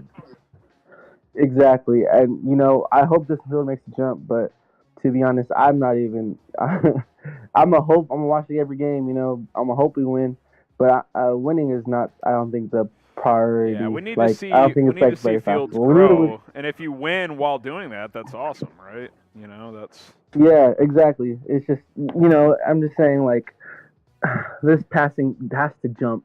We cannot end the season 32nd ranked passing offense. Like, that's that would ridiculous. be disappointing if that was the case. Like, this is almost 2 years in a row we've had this, like, bottom 4 tier of passing offenses, you know? Thinking the new regime is going to change that is, you know, I don't know if we need to make an in-season move. I don't know if it comes down to, you know, changing up the play calling schemes or what, you know, but I do think they need to employ a quicker, shorter passing game in some regard. Yeah. It seems like too often. Nickel and dime it, man. Yeah, it seems like too often. And by the way, if you go watch, like, the Bills with Josh Allen, it's not like he's slinging it downfield 40 yards every play. Even the Chiefs with Mahomes, like, yeah, they take those shots, but a lot of their offense is 3-step drop, get the ball out, next play. Like, it's not that complicated. Like, they're just going. They're going. So find the matchup, get the ball to that guy, go to the next play. I mean, that is what I would try to do. Is I would try to employ a quicker, shorter passing attack. And when you do that, it takes the thinking out of it too. You don't have to make all these, you know, crazy reads, right? Like, it's just, it makes it go by quicker. So that's what I would do. Yeah, just play half the field, you know. Like, it would make more sense to do that, you know, because he has the legs to extend plays. We've seen it so many times. Like, the talent's there, man. The talent's there with Justin Fields. You know, I honestly think the supporting cast, you know, I think it starts with the line first. That O-line coach has to do something, either replace him or buckle up that O-line. Because it's tough because they've done well in run blocking, so I can't sit here and say, oh, they got to fire the line coach. Because, I mean, they're a better running team than I think any of us thought. Like, no, they are. That's why it's so frustrating. Like, how the heck can you run it so many times? We literally have two really good running backs, and they're going off for us. Before Monzi went out, he was doing really good. Yep. Herbert's picking up the pace, you know. Yep. I think Ebner's on his way to get up there, even too. Ebner's you know what I mean? It's not like he's a scrub. We have so much depth at the running back position with the good run blocking offensive line. Yep. It's just frustrating how we cannot translate it to the passing game. Yeah. It's so frustrating, man, to see that, you know, and it's like, we need to get it better. Got to figure it out. Thanks for the call, Harrison. I'm with you. All right, let's go to Robert here, who's next up. Hey, Robert. What's up, Harrison? How are you? Good. I've been seeing some rumors out there that DJ Moore is unhappy in Carolina. Yeah, I mean, look, Now, they just extended him, so it's a tricky contractual situation with the okay. Panthers. Doesn't mean it's impossible, but it makes it harder for them because if they trade him right now, they're eating a lot of dead money. So, you know, but I mean, yeah, that's the type of player I would I'd like to have. Me too. He's only 25 years old. If you can sign him and then go out in the offseason and sign Kylie Ridley, you got three good wide receivers now. Yeah, I mean, look, and then the problem with like a DJ Moore type is it's probably going to cost you a first-round pick. Does Ryan Poles want to trade his first-round pick? I don't know. Yeah. Especially if this pick could be in the top 10. Yeah, it's me right now because if I'm Ryan Poles, I'm listening to all these cats in Chicago bashing the Bears. I would be a little bit, irate and ticked off. Okay, this is the team I tried to put together. I know I didn't go out and get him, help, and he's getting sacked all this time and this and that. I think Lucas Patrick should go back to center if that thing comes off his hand. You put him there, and then you put, because I would cut Sanford or whatever his name is. Get him out the door. Get a couple free agents. No, because the way I'm reading it is that there's a lot of Ryan Poles draft picks are going to get chopped off the block, and that means Cole Kmet, that means Musafir. I would keep Laren board, and like when Leatherwood comes back, let's see what he does. If he if he's a good piece, we got a steal when we picked him up. Yeah, I would go get a couple. I like that guy from was it Buffalo, that offensive line guy? I can't think of his name. Darrell Williams. Yeah, I would go get him. And I'm surprised he's unsigned still. Yeah. Yeah. To me, this guy's a elite offensive line. That's why Josh Allen was the way he was when he was in Buffalo. Go get him, bring him in, and and the defense. It's a whole new scheme. So I'm not really, but they got to tackle. Yeah, they're missing too many tackles. Including Roquan. He's missing some tackles. Yeah, I watched you on the YouTube channel, and you're irate. Like, come on, it's a fumble right there. So, someone go get it. And I don't know, when Eddie Jackson gets an interception, that's when the Bears kind of wins the game. Yeah, Eddie's playing great.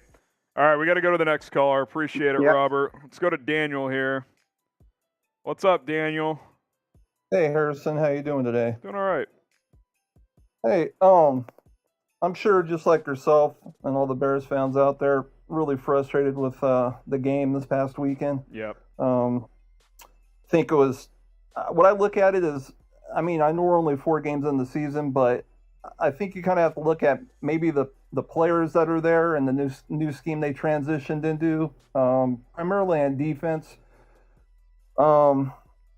I think you could say the defensive line, I think they took a step back from where they're at last year.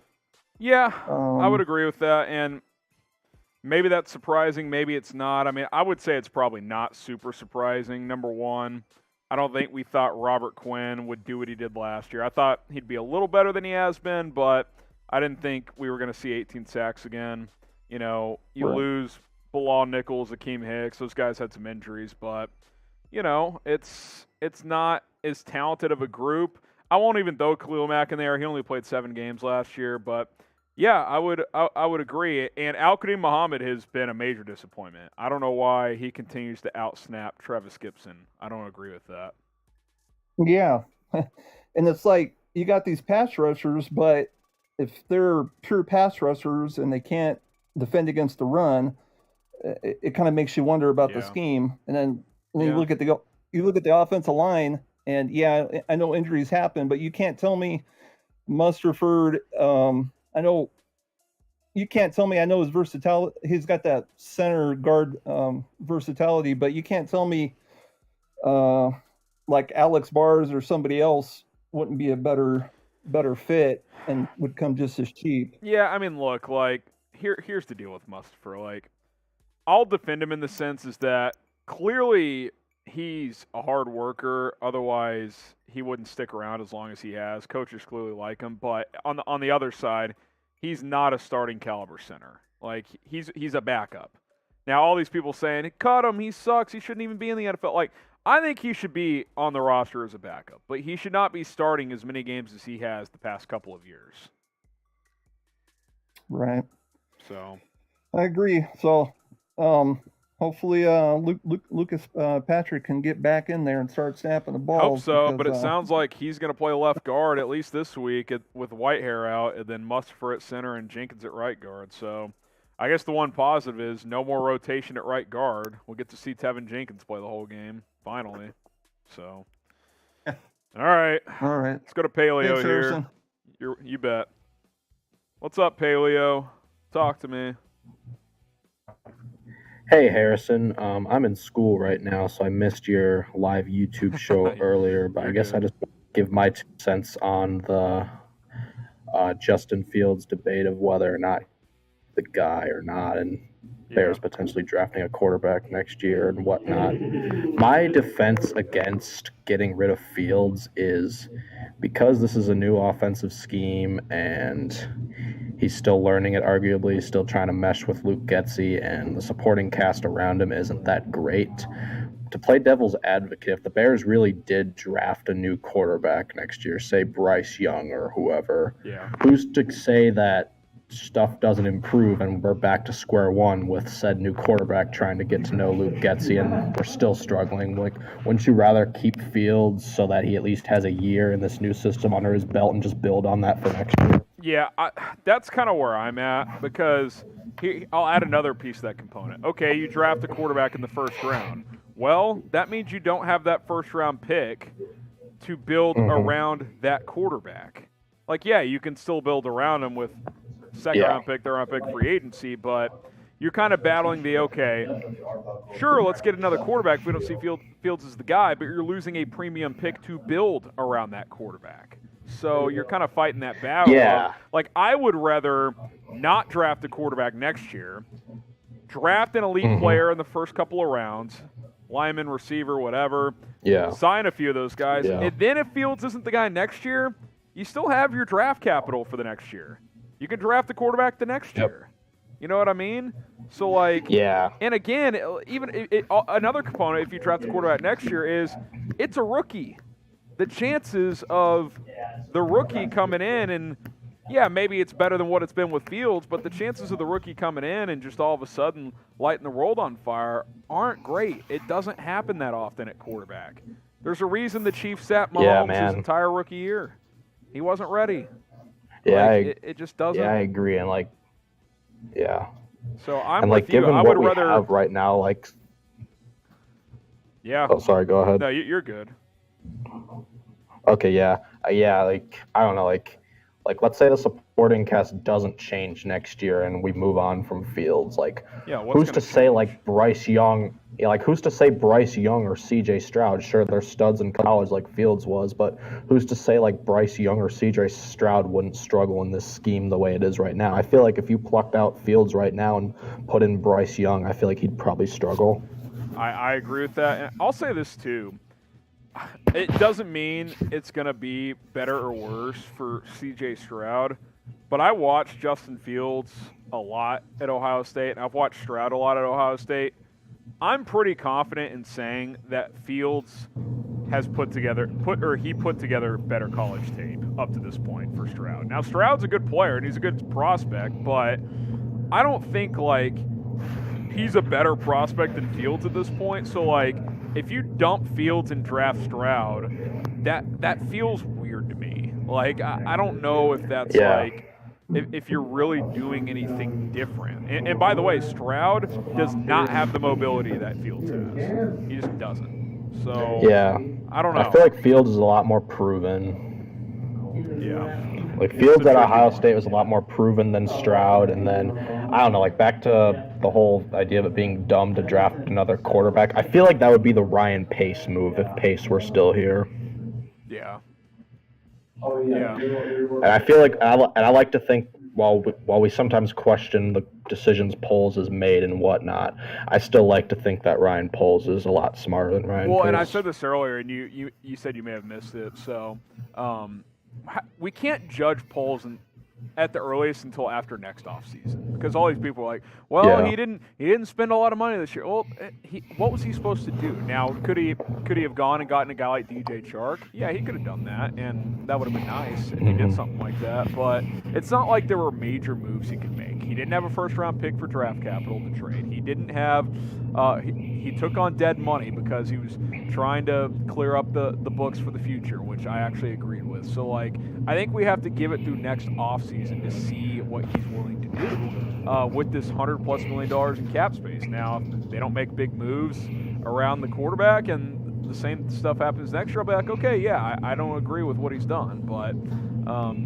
to just sit here and say, yeah, Poles is clueless, he doesn't know what he's doing, like, it's just so premature to do that. Like, I feel like we can judge the coaching much earlier than the front office for this season, in my opinion. Yeah, for sure. And it's tough right now. Sure. We just gotta, patience has to be there, and we gotta see where it goes. So, all right, Paleo, I gotta keep it moving. I don't know. Like, I kind of. Okay. All right, Paleo, appreciate that. We'll talk more down the road. I gotta get through some of these calls. All right, Joe, what's up? Hey, Harrison, how you going? I just kind of wanted to piggyback a little bit on the previous caller, but not with getting another quarterback, with keeping Fields. I'm a little concerned because I've been looking down the road. Everybody's looking to 2023, like that's just going to get us in the playoffs and stuff. But I'm actually concerned about it because we're going to have we got a lot of one-year contract players that more than likely won't be there. And then we got guys like Roquan and Monty that, who knows, we may not sign. Yeah. So I'm a little more concerned that we might even be in worse shape, even though we're going to have all the cap space and first-round draft picks and whatnot. But we're going to have a ton of holes to fill. Yeah. And the way the team looks now, it's just very concerning for me. And my question to you is, what do you think can be done, and what are the expectations? Because everybody, including myself, is kind of hoping for 23 to be a lot better than this year. But there's a lot of holes. I still think it should be better, and here's why. Number one, you hope the quarterback has progressed enough where you're going to keep him next year too, which means a whole nother offseason in this offense. Continuing to kind of. He's learned the system by that point. Now it's starting to master the system. You hope that, Mooney's still under contract, so you hope that chemistry has become even stronger. These young offensive linemen that are getting all this playing time, they've gotten more reps under their belt for next year. And, there are going to be several holes. We'll see what happens with Roquan and Monty. I'm not too concerned about the Monty situation. If you lose Monty, I think Khalil Herbert and Ebner is fine. I think that's perfectly okay. Now they need to improve in pass protection as running backs, but as runners, I think you're just fine there. But even if you lose both of those guys, you're going to have money to spend to bolster this roster. Now, there was a thought at one point, well, in 2023, they're going to be able to do enough to chase the Super Bowl that year. That may not be realistic. It may take 2 off seasons. It may be 23 and then 24. You're ready to make that big leap. But I still think with the amount of money and then the reps these young guys are getting, heading into next year, if you make some smart draft picks and if you hit on some free agents, the team should be better. It should be better than it is this year. And the only issue with that is, clock is ticking with Fields' contract. Rookie deal. That's the challenge. That's why last year was such a bummer. You wasted a year basically. Yeah, and now this year. So I don't think this year is going to be viewed as a waste because one of two things will happen. One, it'll be a complete disaster, and you'll realize he's not the guy. Or 2, even if he struggles, he's gotten a full year under his belt in this new system, and he'll have a second year in the system next year because he kind of had to start over this offseason. They retooled all his mechanics. They taught him a brand new offense, different personnel around him. I mean, it was all new. Whereas next year, it shouldn't be all new. You know what I'm saying? So, there might be different pieces around him, but having a full year under his belt in a new system should help. I mean, we did see glimpses last year, like, the Steelers game, the Niners game. Yeah. And I was kind of excited this year we're going to get some more games like that, but it almost seems like in a sense that he's not himself this year. Like he's either lost his confidence. I don't think he's trusting the protection. And I don't completely blame him, to be honest. No, it's true. It's but hopefully we get some good linemen and for next year because we all see what he could do when he has some time. Yeah, I mean last week when he had a clean pocket, he was 10 for 14 for 168 yards. So, I mean obviously it's the NFL. It's not always going to be pretty, but when he gets time, he's making plays. It's just got to happen more. And then those receivers dropping balls didn't help. No, I mean they got to make plays. Got to make plays. So, yeah, that's why it kind of drives me crazy when you see the media or even fans giving up on him and they're not giving him a fair assessment. All the way I'm around. with you. It's way too early. Yep. I appreciate taking my call, Harrison, and keep doing good what you're doing, buddy. I appreciate it. All right, thank you, Joe. Let's go to the next caller here. Is it Karuna? You got Karuna on the line? Hello, can you hear me? Yeah, what's up? Yeah, what's up, Harrison? I just wanted to say, although our offense hasn't been great, I feel like our defense has played pretty solid the first couple weeks. Like Eddie Jackson, and he's been awesome. I think our rookies have been playing not too great, but they've been playing all right. Like Jaquan Brisker. Brisker's been solid. He was out of position a couple times against the Giants, but I think overall he's been solid. Gordon's he's starting to play a bit better, but he's still been pretty underwhelming. I like how Dominic Robinson's been playing. Yeah, I like him too. Yeah, I think that was a good pick. I mean, it's just missing tackles that have just been killing us on defense. Yeah, it's missing tackles and eye discipline. Their eyes are all over the place against the Giants, and it cost them. So, yeah, I mean, they've been really good in the second half. They still haven't given up a second half touchdown. That's pretty damn impressive in the NFL. 4 games, no second half touchdowns allowed. So they're making the halftime adjustments. But our offense need to step up. Our receivers need. When we get new receivers, or when we're looking for new receivers, I feel like I don't really like the idea of trading for one or getting one free agency. I kind of like the idea of drafting one better, because free agency is just you're just waste most of your money. And yeah, I mean, I think they'll I bring feel in a like player free or agency two better for going free agency, but I think to get that young dog in the draft and build him up, that's ideal, because then you have control, team control over him and everything. I want to use free agency more for getting offensive linemen. Yeah, I could see that. Proven offensive linemen. Yeah, it's a good point.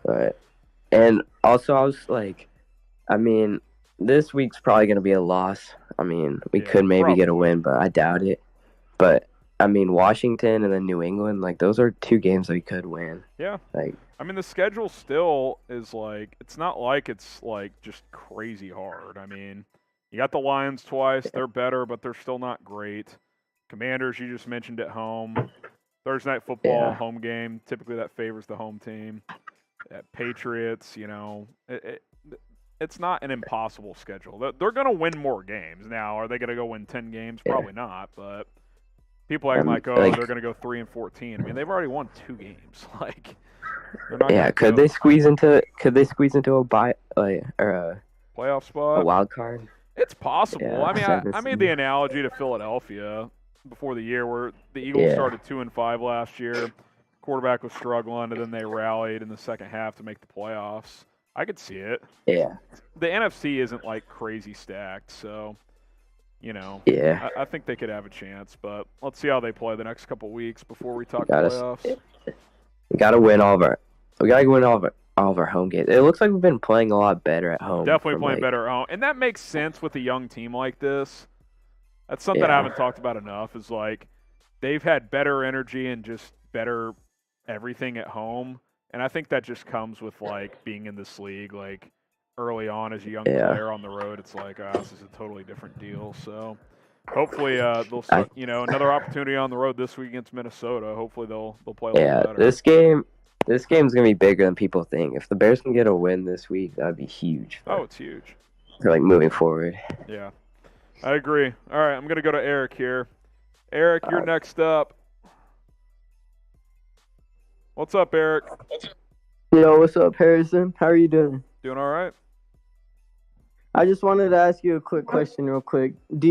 What year do you predict the Bears have a chance to go to the Super Bowl?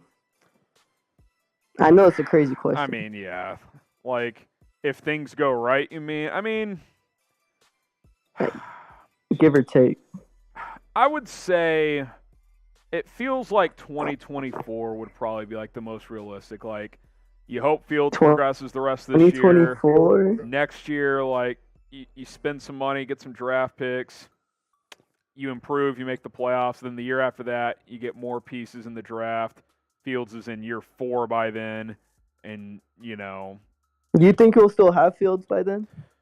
I mean, in this scenario where you think, when you think the Bears could be a Super Bowl contender, then you hope so. If not, if Fields isn't the guy, then it's going to be later than 24 probably. So, you never know though in this league. I mean, so no one thought the Bengals were going to do what they did last year. I mean, weird things happen in this league. So, yeah, that's true. I don't know. Not this year. I'll say that. Not this year. I was really hopeful for this year. Not gonna lie, but doesn't mean you can't be hopeful, and doesn't mean there's not things to play for. But I mean, the roster is just not good enough to go to the Super Bowl this year. They just don't have enough talent on offense, Yeah, or the experience. Yeah. They're calling us the baby Bears right now. That's what it is, man. One of the youngest teams in the league. All right. Yeah. Got to take a few more. Appreciate the call, though. Later, Harrison. Let's go to Douglas. I'll try to get to everybody, but I got to get out of here pretty quick. What's up, Douglas? Hey, how you doing, Harrison? Doing good. I got about two questions. So, are we giving up on Justin Fields because do you feel like I'm just going to compare him to Trubisky. When Trubisky played the first 2 years, we had a great defense. Sometimes the defense bailed him out when he made bad plays. That defense was unbelievable. He stayed. Yeah, and I'm trying to understand why are we being so hard on Fields? I'm literally the defense. I'm not bailing on Fields. Yeah, but I see a lot of Bear fans are like, after the first 2 years, we got to find somebody else. Like, why? They had the offense was stacked for Trubisky. I mean, if you put Fields in that in that offense and let him play a whole year, I promise you the numbers probably wouldn't be comparable. Yeah, because he has the talent, and it just irks me sometimes to hear people Fields is not the guy. He only played in 15, 16 games, 14 starts. Come on, dude. Yeah. Yeah, it's not enough. And yeah, it's not even enough. And then last year he had great games the year before. Then you be like, oh man, you got excited by him playing because he flashed. And then this year, I guess like everybody's saying, he's trying to learn a new system, so he's gonna have some struggles. Yeah. And did you see that Andy Isabella has been waived by the Cardinals? I did see that. I'd put in a claim for him. Try and get him. That's what I was thinking. I mean, I feel like I don't know if he's going to make a huge difference, but there's no harm. I mean, yeah, that's what I'm thinking too. Yeah. I mean, you never know if you can hit at least a one, that'd be a surprise. Yeah. That would be perfectly fine. Because I just feel like we just maybe a couple of offensive linemen away and maybe a receiver or two away, and maybe we can see what Fields can do. Yeah, that's a common theme. They don't have enough around them for sure.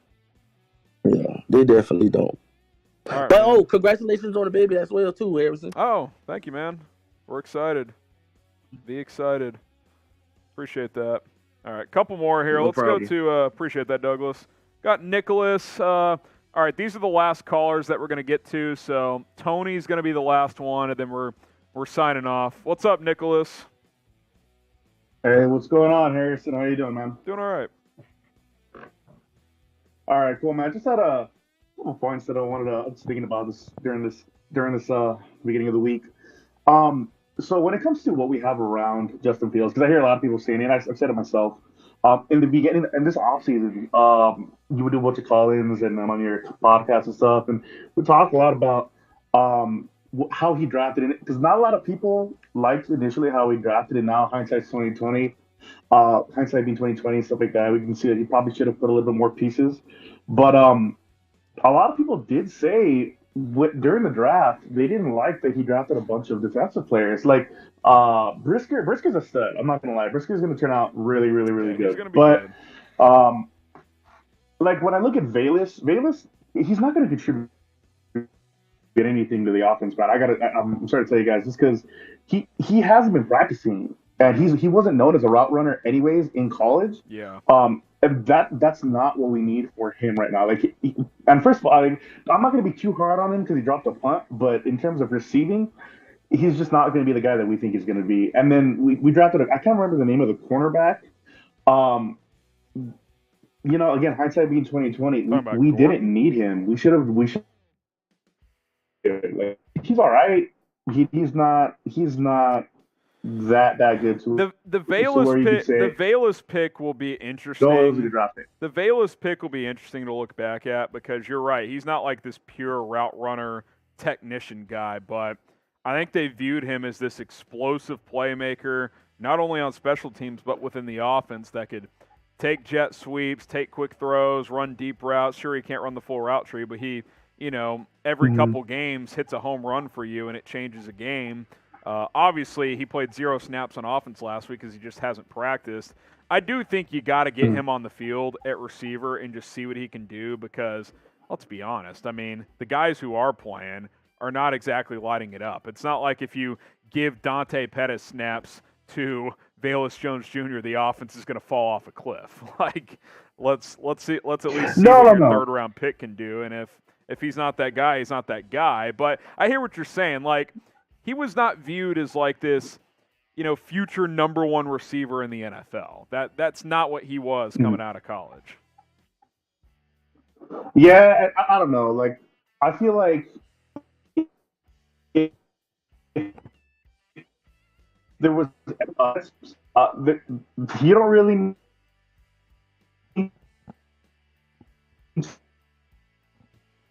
Got Nick cutting out on me a little bit. Got to go to David. Yeah, Nick was cutting out on me. Got to go to David. What's up, David? Are you there, David? I'm here. Can you hear me? I got you now. Yep. Hi. Hey, Harrison.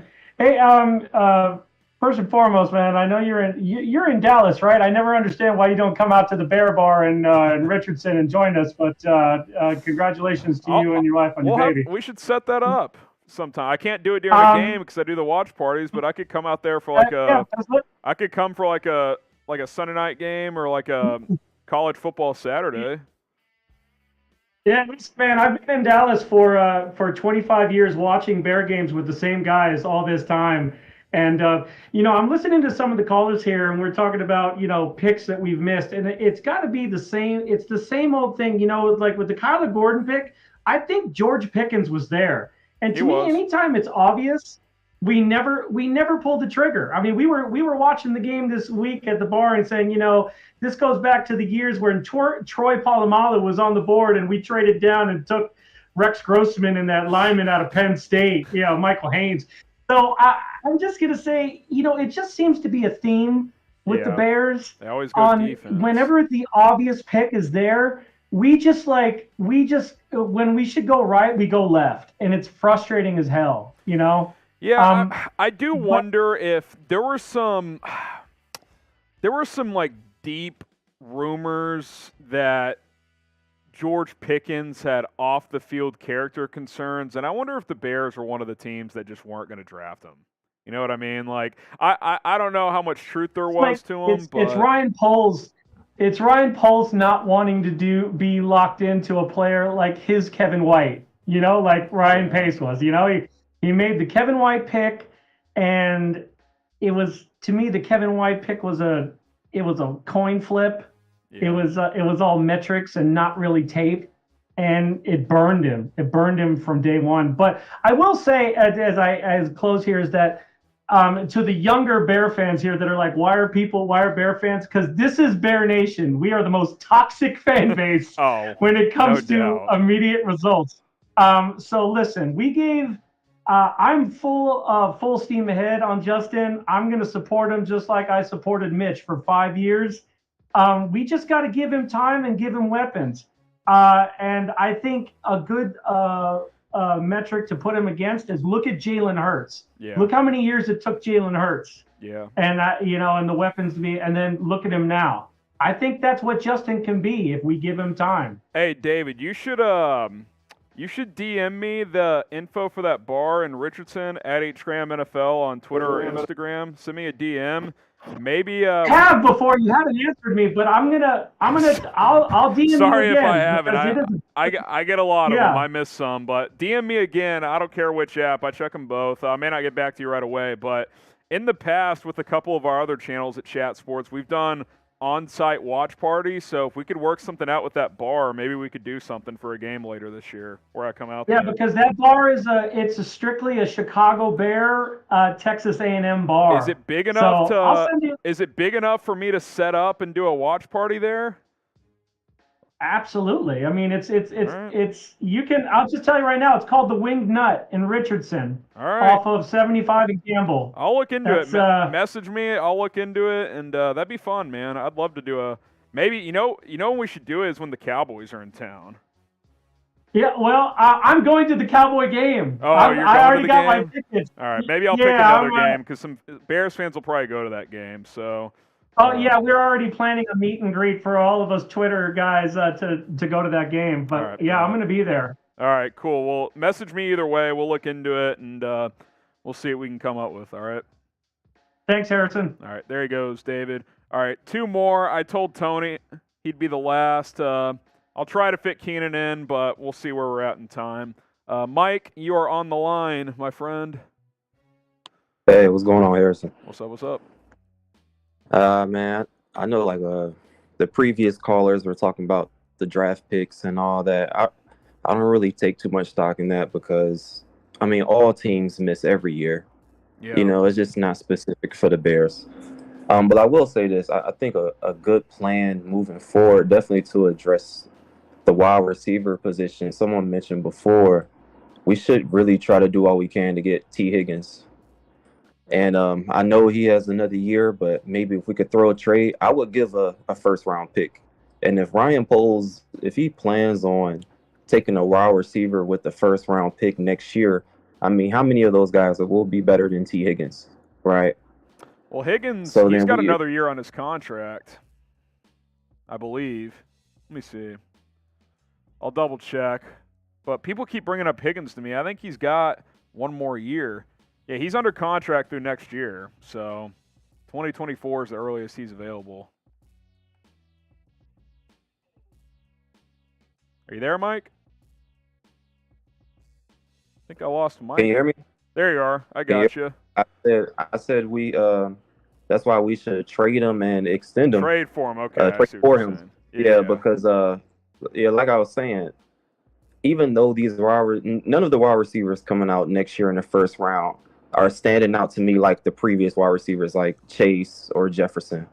So if you can, just trade the first round pick and get the sure thing. That's what I think. I mean, to me, it depends where they're picking in the first round. If they're picking in the top 10, I mean, trading a top 10 pick would be hard, even though T. Higgins is really good. But, yeah, I hear what you're saying. If it is a top 10 pick, though, we would have no choice but to go defense again. Because those are the top 10 players coming out next year. I think there's going to be a receiver or two that goes top 10. I still think there will be. But I get what you're saying. You're saying, well, why take the chance on that when you could just trade for Higgins? I get what you're saying. It'll be interesting to see what Pole's philosophy is because I think what he would say is, yeah, Higgins is the more sure thing, but then we got to pay him $25 million per year, blah, blah, blah. Whereas if we hit on this receiver, we have him for, $6 million per year or whatever for the next 4 years. That's a big if, though. Yeah, that's a big if. It is. There's no doubt. It definitely is. All right, Mike. I got 2 more callers to get to. Let's go to Tony, then Keenan, if you're there, we'll end on you, and then we'll sign off. What's up, Tony? Hey, man, I'm in a much better. Sorry about the profanity from the last call. Hey, you guys can cuss on here. We're good. I was just a little upset. Fair enough. I don't know, man. Anytime you lose to when you lose to the Giants, it's just inexcusable in my opinion. But that's just my. They really do. But yeah, I mean, I guess there's something positive to take out of every game. I mean, this game really didn't have too much like you could step back and think, better of. But honestly, man, Eddie Jackson's playing awesome, bro. He is. I love it, man. Yeah. I love it, man. I'm so happy for him, bro. Like, I think we have a really good safety. Our back defense and our defense overall is atrocious. I don't know what that guy was seeing that called earlier, man. Our defense is so bad. I mean, I think it's actually like ranked like pretty low, like 30 or 31st overall. So it's not good. But hey, man, this is we're growing this year. We got a lot of young players, man. I trust this process. Like, it hurts, man. But I remember not too long ago, and I'm sure you do too, the Chiefs were kind of like the laughing stock of the league. And then Andy Reid came in and it changed everything. So, hey, I'm trusting the process, man. Like, why can't that happen to Chicago? I just had one question. Out of any player available next year, and there's a plethora and free, we have a lot of cap space. Maybe not wide receiver, but like what's the one position and one player that you would like to see the Bears go after that's not a wide receiver in free agency? I would probably go out and get one of 2 offensive linemen. Let me pull my list back up here. I would probably go out. That center for the Saints is available. Cesar Ruiz. Yeah, I think that wasn't who I was. Elton. I would look at Elton Jenkins for the Packers. He can play all 5 positions on the offensive line and pretty well. Jack Conklin for the Browns at right tackle. If you don't feel good about Borum, he could plug in and be a solid guy there for 3 or 4 years. Or I'd look at maybe Mitch Morse at center if Lucas Patrick isn't going to be that guy. Those are three guys I'm looking at on the offensive line market where I'm like, all right, you bring any of these 3 in, that should help your O-line pretty tremendously. Yeah, because Mustipher, he's got to go, man. I'm sorry. Mustipher's got to go. I'll continue to say this. If he's your backup, that's fine. But he cannot be your starter. He just can't. I'm thinking, like, it's fine if he's your 3rd string. But, dude, how is it, like, possible to be able to run and pass block, but you can't snap the ball? I don't understand that. Yeah. Like, what is so different about that? Doesn't make sense to me. Does it make sense to you? No, it doesn't. Like, why is Lucas Patrick playing guard? Snap the ball, man. Like, they said his injury was going to be a month, and it's been over 2. Like, yeah, he had surgery in late July. Why can't he play center? I don't know. I don't understand it. But it'd be one thing if Mustipher was like playing awesome lights out football, but dude, the dude's absolutely pathetic. Like, I might be able to play better, honestly. Thank you, man. All right, let's go. I'm serious. There he goes. All right, Keenan, you get the final word, and then we're out of here. Hey, Harrison, how are you, man? I'm good. How are you? I'm well. I'm working, so it's kind of difficult, but I'm glad I was able to call back and you got me. I'm gonna make it quick because as I said, I'm working. I mean, I agree with a lot of things that a lot of the callers are saying, but I'm going on another expectation. Right now, I just feel like my expectations have to be low. I'm a Bears fan, a diehard for several decades, but it's so many issues that we have, and we keep beating up Justin Fields like a lot of people. But, I mean, you can't have high expectations with what type of weapons that we have right now. You just can't. he's running for his life. He's not himself. He's kind of scared. Like you say, he doesn't trust the line. I mean, it's tough when you're out there. So yeah, I probably give 25% of the blame to him because that's all I can. But everything else, I mean, we're scared to use him on the 3-2 and 4-2. Yeah. We do things like, okay, let's play it safe. How do you assess a person this year at all? Yeah. We can't assess Justin Fields. We can't say, okay, if he. Yes, because we've been Bears defense all this time, but now we have to learn to score. Because you won't compete in this league by just being defensively minded. I mean, and running backs, and that's fine to run plays, but we have to build around them, and you can't use this year to do that assessment. Yeah. It wouldn't be fair. We got to remember Ryan Pace and them hired him, so Flus and them, they just came and. When they were interviewed, they were like, okay, yeah, we can do this, we can change it. Then as the things progress, I don't know if they're going to, fairly assess him right. You can't do it with what we have. Yeah. You just can't. Yeah. And I don't count the first year with Matt Nagy and them, his first year, honestly. Yeah, you already lost a year. Yeah. Yep. We lost a year, so his first team reps was this year. Yeah. Finally, knowing where he stood and etc. So I mean, I'm just not going to have my expectations high. I mean, I want him to progress. Even if we lose a game, let him do some things. Yeah. Throw the ball. Let him. You got to move him. We can't assess him. That's all I want to say, man. I think you make a lot of good points there. I appreciate you, Harrison. Appreciate you calling in. Yeah, I think those are a lot of good points. You got to be willing to be more aggressive, take more chances, see what this quarterback can do. See what he can do. You already have limited talent around him. You can't hide him under a bush as well. So another opportunity against the Vikings this week. Guys, appreciate you for hanging out this whole time. If you've been on YouTube and Rumble as well, thanks for hanging out. Like the video, hit that sub button. We're going to have you covered. I'm going to sign off here on Callin, YouTube, and Rumble. My name's Harrison Graham. You can follow me on social media at HGrahamNFL on Twitter and on Instagram. So long, bear down. We'll see you soon here on Chicago Bears Now.